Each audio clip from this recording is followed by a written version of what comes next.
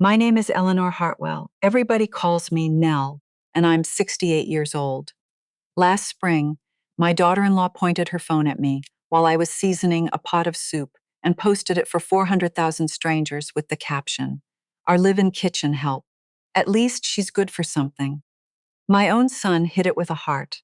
What none of them knew was this. The recipe for that soup had been printed in a cookbook back when I was 41, years before that girl learned to spell her own name. I didn't yell. I didn't cry. I turned off the burner, wiped my hands, and started counting very carefully exactly how much they'd taken from me. By the end of the month, the little empire she'd built was going to collapse, and she was going to be the one who lit the match. If you're listening from somewhere far away, drop your city in the comments so I can see how far this has traveled. And please, stay with me until the end. My name is Eleanor Hartwell. I'm 68 years old, and for most of my life, I was the best cook in 3 counties, though I'd never once have said that out loud back then. My husband Tom and I ran a place called Hartwell's for almost 30 years, a corner restaurant with red booths and a kitchen so hot in July you'd sweat clean through your apron by 10 in the morning. People drove an hour for our pot roast. They got engaged in our back booth. They came in after funerals, because grief is a little easier to swallow when somebody set a warm plate in front of you. I'm telling you this so you understand something. Cooking was never a chore to me. It was the language I spoke. When Tom got sick in 2018, we sold the restaurant. When he passed in 2021, I kept right on cooking because standing at that stove with his old chef's knife in my hand was the closest I could get to having him near. I'd hear his voice over my shoulder. "Taste it again, Nellie. It needs acid." He was always right. He still is. So when my son Ryan and his wife Brooke moved into my upstairs bedrooms last April, just till we save up for a down payment, Mom, 6 months, tops, I was glad to have noise in the house again. I cooked for them every single night. Not because anybody asked me to, because I had 2 more chairs full at my table, and after 3 years of eating alone, that felt like a gift. That Sunday morning, the kitchen smelled like fresh bread and rosemary, sun coming through the window, the good kind that lands on the floorboards in one long gold stripe. I had Tom's knife out, bone handle worn smooth from 40 years of his hand, and then mine, and I was butterflying a chicken when I heard Brooke come down the stairs. "Morning," I said, not looking up. "Coffee's fresh." She had her phone up the way she always did. That girl lived behind a screen.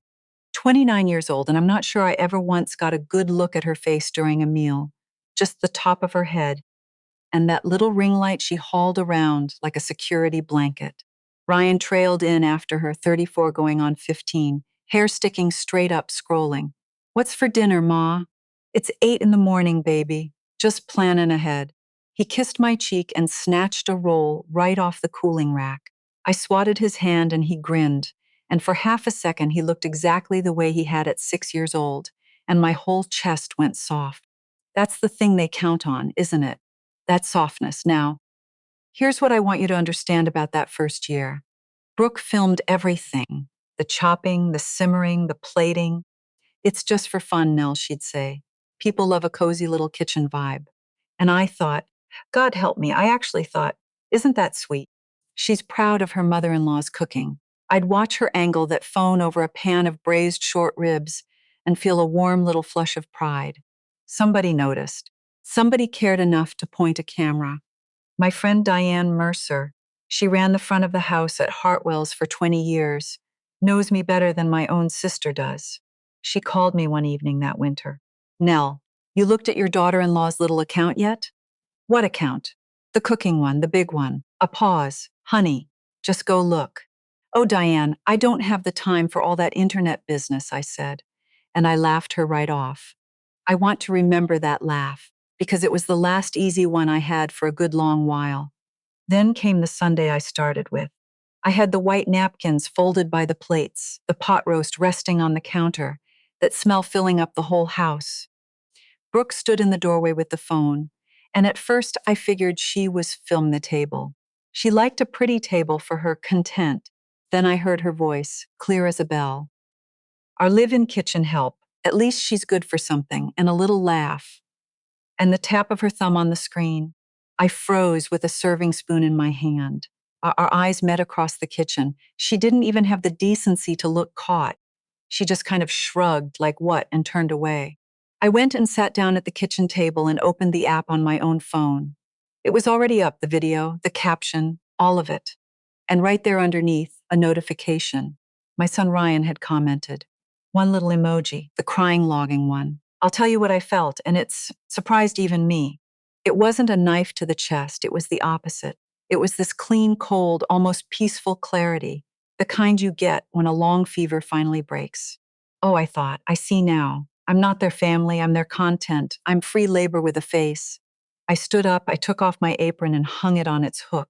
I picked up my purse and my coat, and I walked straight out the front door without a single word, locked it soft behind me, got in my car, and drove out to a little bed and breakfast on the edge of the lake, the one where Tom and I used to go on our anniversary. I didn't cry. I checked in, sat out on the little balcony with a cup of coffee going cold in my hands, and finally, I opened Brooke's account. At Table for Brooke, 412,000 followers. And I started to scroll. Pot roast, short ribs, the brown butter cornbread I'd been making since before she was born. The lemon chicken that got us a write-up in the city paper back in 1999. My apple galette, my biscuits, my everything. Hundreds of videos going back well over a year, every single dish a recipe of mine, and every single caption written in her voice. My famous Sunday roast. A little something I just whipped up. You guys keep asking for my secret biscuit recipe. Her secret, her famous, her recipe. I scrolled until my coffee was stone cold, and the sun had crawled all the way across the deck. And somewhere in there, I stopped being heartbroken and started being something a whole lot more useful. I started being precise. The next morning, before I'd even finished my first cup, my phone buzzed on the railing. Brooke, hey, so are you coming back today? I have a whole dinner shoot planned and kinda need the kitchen. Plus you doing your thing. That was it. Not are you okay? Not I'm sorry. Not where are you? We were worried sick. She needed the kitchen. She needed me doing my thing. That one text told me everything I'd spent a whole year refusing to see. I didn't answer. I drove home around noon, calm as a Sunday. I'll be honest with you about why. I went in there to find proof. Not for a lawyer, not yet. For myself. I needed to know the exact shape of what had been done to me, because I've found that the truth, laid out flat where you can see every one of its edges, is the only thing that has ever cured me of wishful thinking. Ryan and Brooke were both out, gym for her, work for him, whatever that meant these days.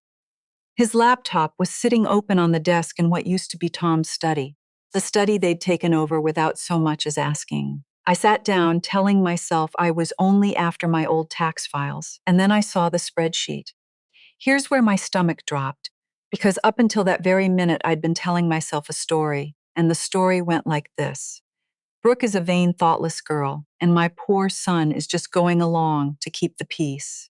That was the story I wanted. It kept Ryan clean. The spreadsheet ended that story. It wasn't Brooke running this thing, it was Ryan. Tabs labeled sponsorships, content calendar, Q1 revenue, copperleaf deliverables.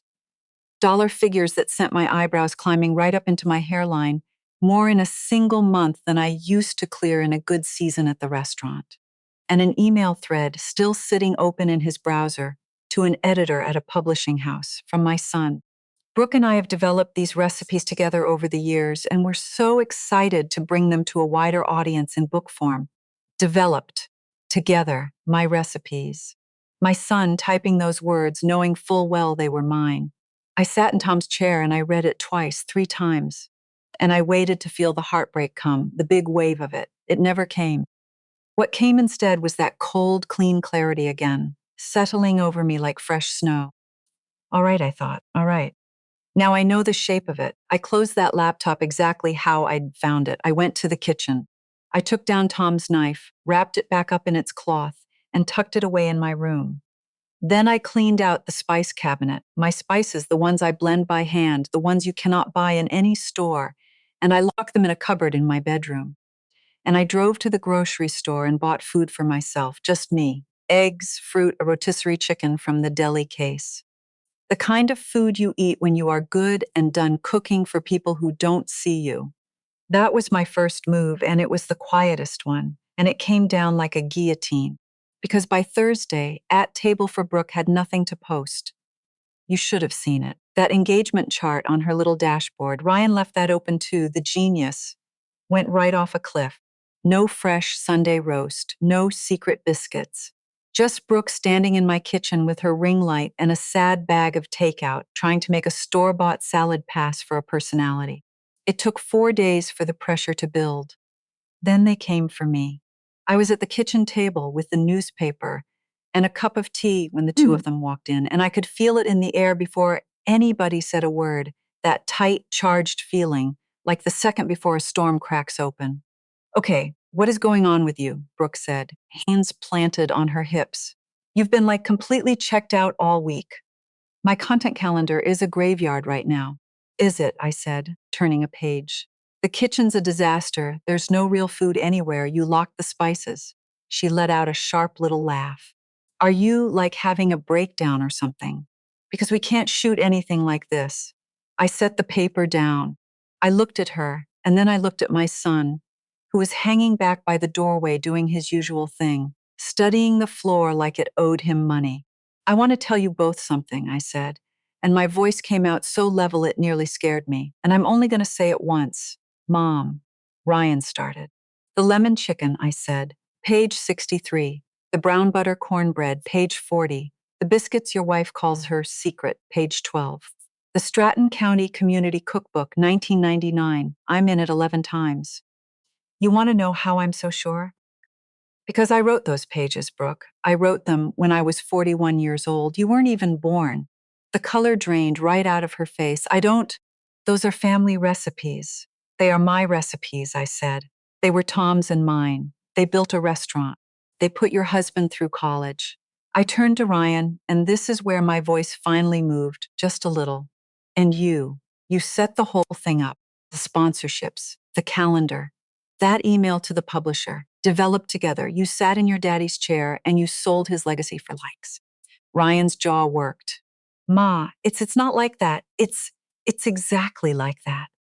Oh my God, this is insane, Brooke snapped, finding her feet again, going on the attack the way her kind always does the second they're cornered. You're seriously going to gatekeep recipes? They're literally just food. Nobody owns a chicken. Then you won't mind making your own, I said. I stood up. I felt about 10 feet tall. This kitchen is closed to the two of you. No more cooking, no more filming me, no more content. You've got 30 days to figure out how grown adults live in another person's house. And after that, you and I are going to have a very different conversation about rent. I picked up my tea. Now, if you'll excuse me, I've got a chicken to eat. By myself. I walked right past them and out into the garden, and I heard Brooke explode behind me. Can you believe her? She's actually lost it. And I heard Ryan say nothing at all, which was its own kind of answer. It was the best I'd felt in a year. I want you to hold on to that feeling for me, because I had no idea yet what that girl was about to do to me. There were a few days of quiet after that, the fake kind, the kind of quiet a smart woman knows better than to trust. I should have listened to my gut. Brooke was the sort who, when you take away her toys, doesn't go cry in a corner. Huh? She flips the whole board over and tells everybody that you did it. It was Diane who called me that Tuesday morning, and her voice was so tight I knew before she got 3 words out. Nell, are you sitting down? Go look at her account. Right now. Brooke had posted a video, but this one had no recipes in it. This one had her sitting on my couch in soft light, no makeup on. She'd taken her makeup off. That's how you knew it was a production. Dabbing at her eyes with a tissue. I'm not going to repeat the whole thing to you word for word, because even now it makes my hands shake. But the gist of it was this. She'd been suffering, living with a cruel, controlling mother-in-law who'd grown bitter and possessive since being left all alone. She hinted, never quite came out and said it, just hinted, which is so much worse, that I wasn't doing well, that there were some memory issues, that the family was worried. She painted herself as the patient, loving daughter-in-law, just trying to honor the Hartwell family recipes against a jealous old woman who couldn't bear to watch the next generation succeed. Jealous. That was the word that did it. Like I begrudged her. Like my whole life's work was something she had so graciously inherited, and here I was, clutching at it out of pure spite. She tagged it, she let it run, and 400,000 people who had never once met me decided they knew exactly who I was.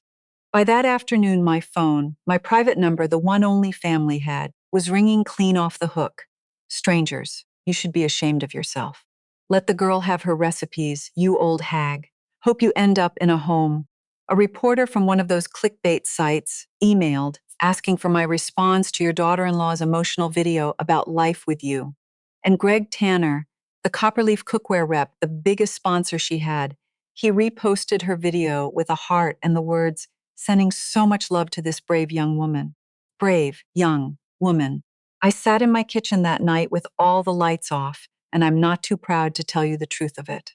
I took Tom's knife back out of its cloth and I held it in both hands in the dark, and I thought, maybe I should just let it go.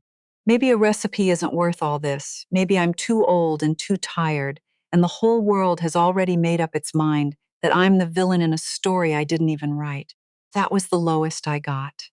I want to be honest about it, because if I skipped right over it, you'd think I was made of stone. And I'm not. I'm just made of something that doesn't break as easy as she figured it would. Diane came over the next morning. She didn't bring a casserole, and she didn't tell me it was all going to be okay. She walked in, took one look at me sitting there gray-faced at the table, and she said, Nell Hartwell, I have known you since Reagan was in the White House.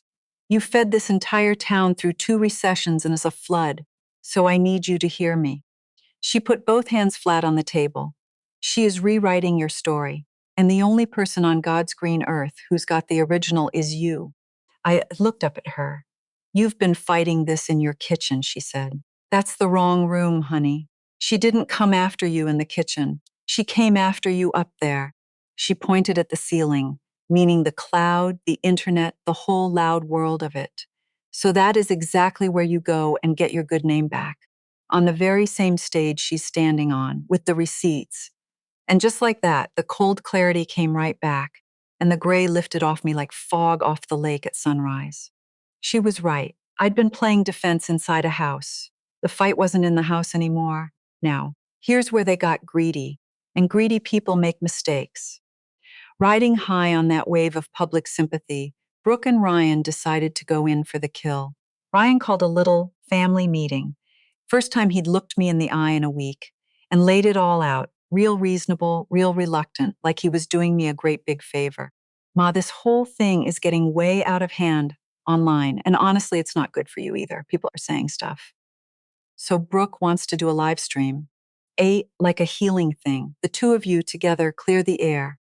He swallowed hard. Greg from Copperleaf's gonna be on, and they're gonna announce the book deal on it. Liv, I understood exactly what they were proposing. A public execution dressed up as a reconciliation. Brooke, tearful and gracious, forgiving me on camera in front of 500,000 people, sealing the lie forever, and signing my recipes away as her own on that very same broadcast. And me, the bitter old woman, either smiling along to my own funeral or refusing and proving every last thing she'd said about me. You'll need to apologize, Brooke added, sweet as antifreeze. Just like a general one. Say you've been struggling lately, and then we can all move past it. I really do want us to be a family, Nell. A little beat. And if you don't, I mean, the internet's already pretty fired up. I just hate for it to get any worse for you. There it was. The threat wrapped up in a tissue. I let the silence sit a good long moment. I let them think they had me. All right, I said quietly. I'll do it. I'll come on your live stream. The relief on Brooke's face, Lord, the satisfaction of it. She thought she'd won. She started right in on lighting and run of show, and we'll prep you some talking points, Nell, don't you worry. And Ryan looked at me with this flicker of something. Not relief, worry.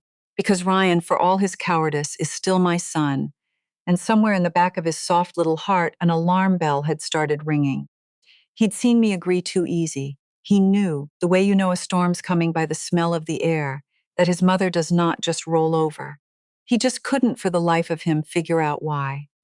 Here's what they didn't know. While they'd been so busy turning the whole world against me, I'd been busy too, quietly, the way I do most things. The night Diane set me straight, I went up to the attic and dragged down 2 boxes I hadn't opened since the day we closed Hartwell's. And inside those boxes was everything I needed. The 1999 Community Cookbook, my name printed 11 times, the copyright date right there in plain black and white. Proof, with a date on it, that those recipes were mine years and years before Brooke could so much as hold a spoon. And better than that, the legal file. Because Tom, bless that careful, careful man, had trademarked it. The name Hartwell's, our signature dish, the lemon chicken, the one that got us in the paper, was tied to that registered mark. On paper, filed, stamped ours. Everything Brooke had built her whole brand on. Every recipe, the family name itself, was never hers to give away. It was mine. And not in some soft, sentimental way. In a legal, documented, this will hold up in front of anybody way. And then came the part that still makes me smile. I looked up Copperleaf, Greg Tanner, the man who'd called her a brave young woman, and I about fell out of my chair because I knew that name. Greg Tanner had been a regional cookware supplier back in the day. He'd sold Hartwell's our pots and pans for 15 years. He'd eaten in my dining room. He told me once, with tears standing in his eyes, that my braised short ribs tasted just like his late mother's. He had no idea on God's earth, that the bitter old mother-in-law in his client's sob story was Nell Hartwell of Hartwell's. To him, I was just a name in a nasty caption, a villain in a 30-second video. I picked up the phone and called an old friend, and I started quietly, carefully, to set my table. And there was one more card, the best one of all. I called Caleb Reed. Caleb came to me as a 19-year-old dishwasher with a smart mouth and quick hands, and I trained that boy for 6 years until he could break down a whole hog and whip up a hollandaise that would make you weep into your plate. Caleb left, went to the big city, made a real name for himself. And these days, here's the beautiful part. He does editorial work, cookbook authentication for a publishing house. Nell, his voice cracked clean in half when he heard me. Oh my God, Nell Hartwell. Where have you? I've been meaning to call you for years. I'm so sorry. Hush now, baby, I said. I need a favor, and first I need you to tell me something. Are you by any chance doing any editorial work on a cookbook by a young woman named Brooke Hartwell? A long pause on the line. How in the world did you know that? He said slowly. It is literally sitting on my desk right now. We're vetting it. Something felt off about these recipes. They're too good, Nell. They read like they came straight out of a working restaurant kitchen, not some. He stopped dead. Wait, why are these recipes yours? 'Cause they're yours, aren't they? I'd know your lemon chicken blindfolded. I made it about 5,000 times. I closed my eyes. Caleb, I said, let me tell you a story. And then I'm going to ask you to be somewhere this Saturday. The live stream. Saturday evening in my own kitchen, which they'd staged up with fresh flowers and good lighting, and Brooke's whole little setup. Greg Tanner on a video screen, beaming away. The viewer counter on the broadcast climbing, 11,000, 15,000, 22,000 people watching. Comments scrolling by in a river, half of them already calling me names before I'd opened my mouth. Brooke kicked it off, naturally, tearful, gracious. Thank you all so much for being here for this healing moment. It hasn't been easy, you guys. It really hasn't.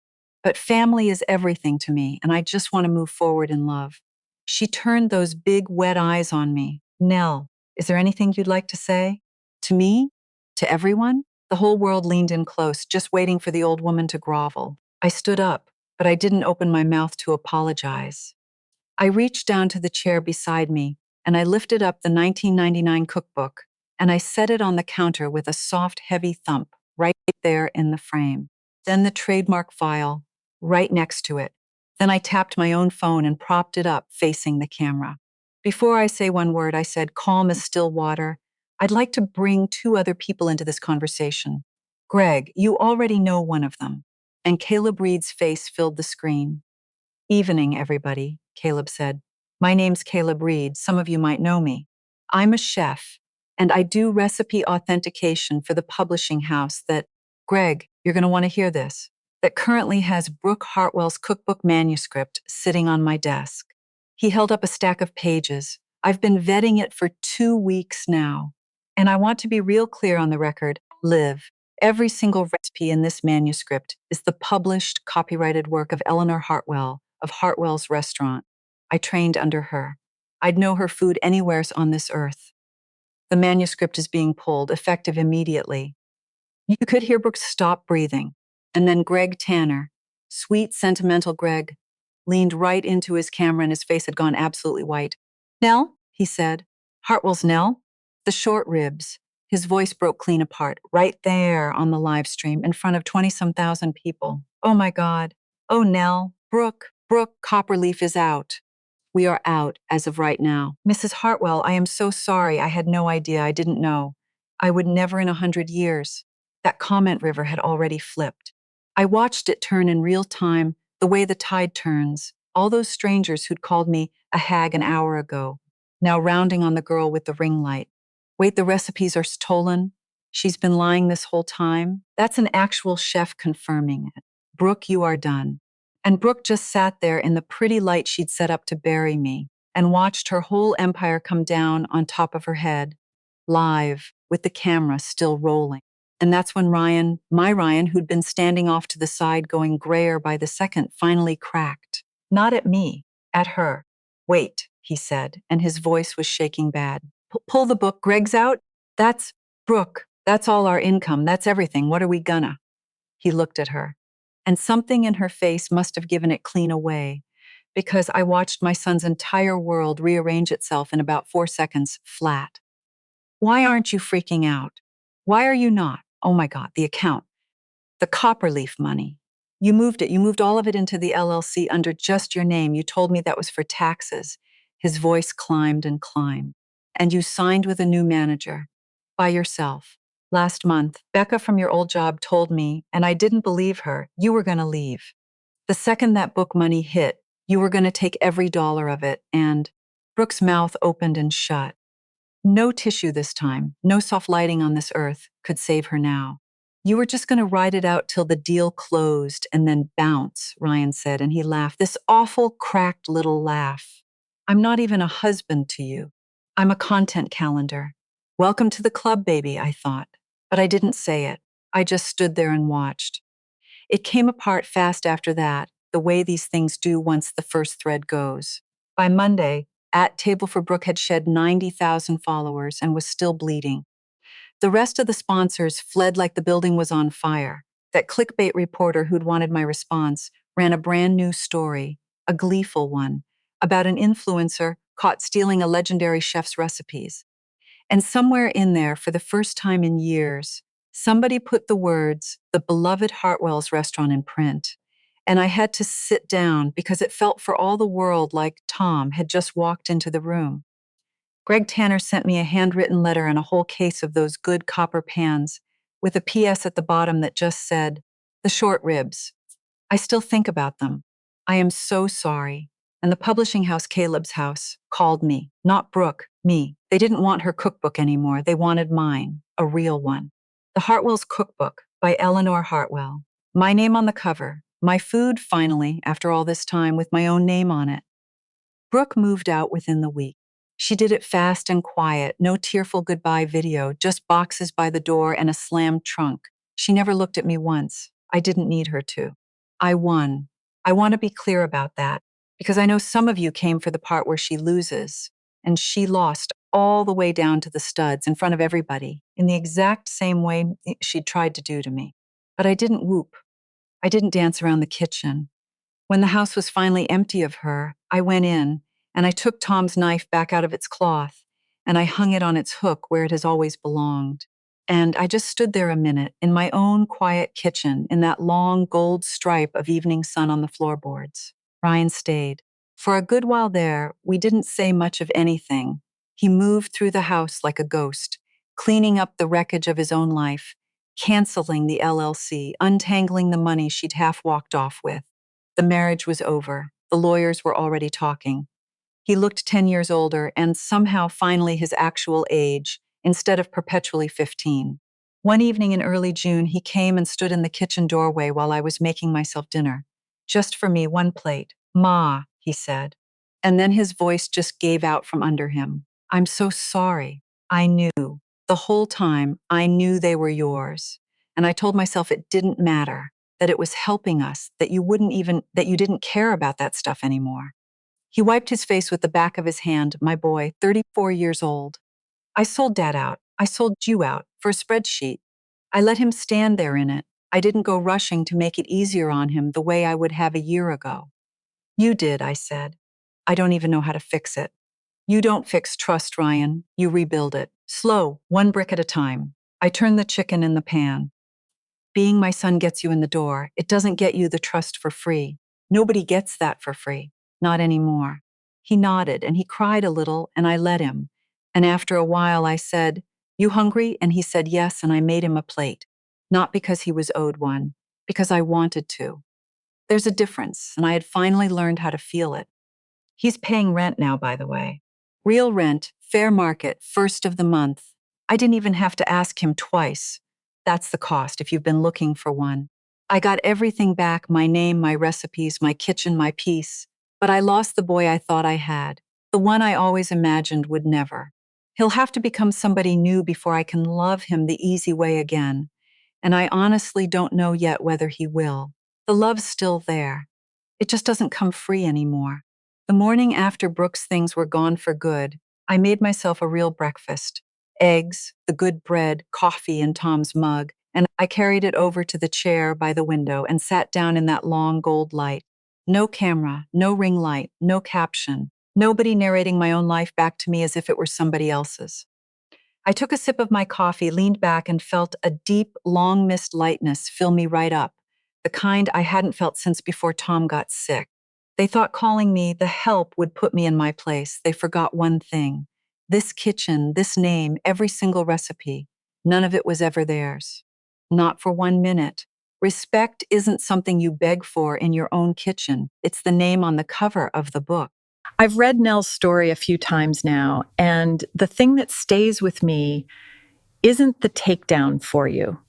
It's how calm she stayed through all of it. She never once screamed, "I deserve respect." And she just quietly proved that what they were stealing had always been hers to begin with. And I think a lot of us have been the Nell in our own homes, been Friau. And the one who cooks, the one who handles everything, the one everybody treats like a given. The lesson here isn't go get revenge. It's this: don't ever let your kindness get mistaken for an obligation. A boundary doesn't make you cold. It makes you visible. If this one hit home for you, leave a comment about a time you had to draw a line for yourself. I read every single one. I'll see you in the next story.